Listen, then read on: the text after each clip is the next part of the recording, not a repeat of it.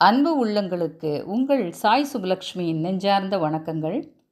அண்ணன் தம்பிகளுக்குள் பங்காளி சண்டை இன்று நேற்றல்ல, மகாபாரத காலத்திலிருந்தே இருந்து கொண்டுதான் இருக்கிறது. அதுவும் கலியுகத்திற்கு முன்பு துவாபர யுகத்திலேயே. இதில் என்ன விசேஷம்னா, தர்மத்தின் வாழ்வு தன்னை சூதுக்கவும் மறுபடி தர்மம் வெல்லும் என்பதுதான் ஒன்லைன் ஸ்டோரி. ஆகக்கூடி கடைசி வரையில் போராடிய திண்டாடிய பாண்டு புரோஸ் நிறைவாக வெற்றிக்கனியை சுவைத்தார்கள். ஆனால் வாரிசுகளை இழந்தார்கள். பாரத போர் நடந்தபோது அபிமன்யுவின் மனைவி உத்தரை கர்ப்பமாக இருக்கிறாள். அவளது மகன்தான் பரீட்சித்து. அவன் மட்டும்தான் உயிர் பிழைக்கிறான். இப்போ நாம் போன நிகழ்வில் பார்த்தது என்ன? ஒரு பிராமணன் துவைத்தவனத்தில் பாண்டவர்களின் வனவாசம் அவர்களை எப்படி புடம் போட்ட தங்கமாக மாற்றி இருக்கிறது என்றெல்லாம் திருத மன்னனிடம் வர்ணிக்கிறான் அல்லவா? அப்போது அங்கே நமக்கெல்லாம் நன்கு பரிச்சயமான ஒருவர் முறைக்கிறார், முகம் சுளிக்கிறார் என்று பார்த்தோம் அல்லவா? அவர் யார்? He is none other than the great Shakuni மாமாவே தான். சரி, வாங்க வீடியோக்குள்ளே போகலாம். அதுவும் அந்த பிராமணன் ஒரு தத்துவம் சொல்கிறான் பாருங்க. அதை கேட்டுக்கிட்டே சகுனி அங்கே வந்துடுறான். அதுதான் அத்தனை எரிச்சல் அவனுக்கு. திருதமன்னா, அரசும் அதிகாரமும் இருப்பதால் மட்டும் மகிழ்ச்சியாக வாழ்ந்துவிட முடியாது. இருப்பதை கொண்டு திருப்தியாகவும் இன்று நாம் திடமாக உழைத்து சாப்பிடுவதற்கான வலுவை கொடுத்த ஆண்டவனுக்கு நன்றி செலுத்தி தன் திறமையை மேம்படுத்தி அதன் மூலம் திருப்தியாக வாழ்தலே நாம் பிறப்பெடுத்ததின் நோக்கம். அதை அந்த அறுவரும் கனகச்சிதமாக நேர மேலாண்மையோடு செய்து வருகிறார்கள். எப்படியும் கௌரவர்கள் என்று ஆரம்பிக்கும் போது கரெக்டாக என்ட்ரி கொடுத்த சகுனி, என்ன ஓய், ஹஸ்தினாபுரம் வந்து பாண்டவர் புராணம் படிக்கிறாயோ என்ன? அவங்க தான் உம்மை அனுப்பி மன்னனை டென்ஷன் ஆக்க சொன்னாங்களா என்றதும், இல்லை சகுனிஜி, நான் இங்கு வந்திருப்பதே அவங்களுக்கு தெரியாது. மன்னர் கேட்டார். நான் சொன்னேன், அவ்வளவுதான் என்கிறான். சகுனிதான் எல்லாரையும் அம்பு தைக்கிறார் போல பேசுபவனாயிற்றே. அந்தணரே, பாண்டவர் புராணத்தை நிறுத்தும்.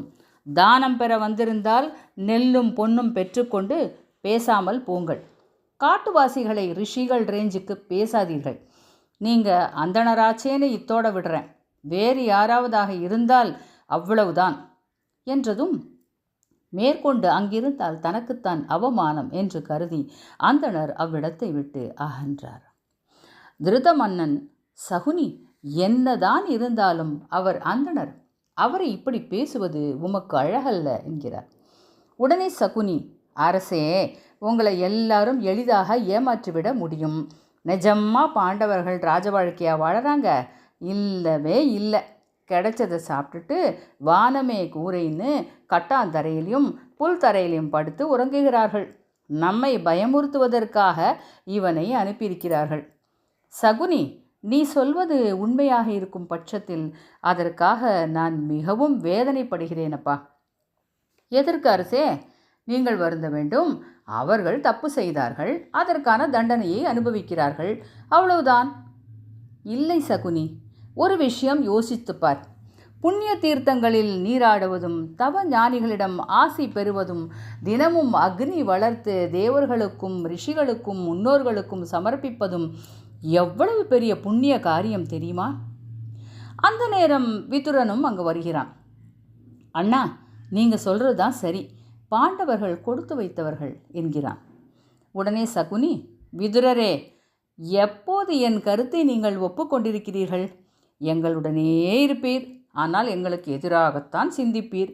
அதுதானே உங்கள் சுபாவம். ஒரு விஷயம் நல்லா புரிஞ்சுக்கோங்க. வனவாச காலம் முழுவதற்குமாக பாண்டவர்கள் எந்த அளவிற்கு புண்ணியம் சேகரிக்கிறார்களோ அதை துரியோதனாதிகள் ஒரு மண்டலத்திற்குள்ளாகவே சேமித்து விடுவார்கள். வனவாசத்திற்கெல்லாம் அஞ்சுபவன் அல்ல துரியோதனன் என்று கோபாவேசமாக கூறிய சகுனி நேராக சென்றது துரியோதனன் மற்றும் கர்ணனிடம். என்னம்மா சிடுசிடுன்னு இருக்கீங்க? இல்லை துரியோதனா, கேள்விப்பட்ட ஒரு செய்தி என்னை மிகவும் கோபத்திற்கு உள்ளாக்கிவிட்டது. கோல் நிதானமாக சொல்லுங்க மாமா. சகுனி எல்லாவற்றையும் கூறி தான் இறுதியாக சொன்னது பற்றியும் சொன்னவுடன், வெல் செட் மாமா, நானாக இருந்தாலும் இதைத்தான் சொல்லியிருப்பேன்.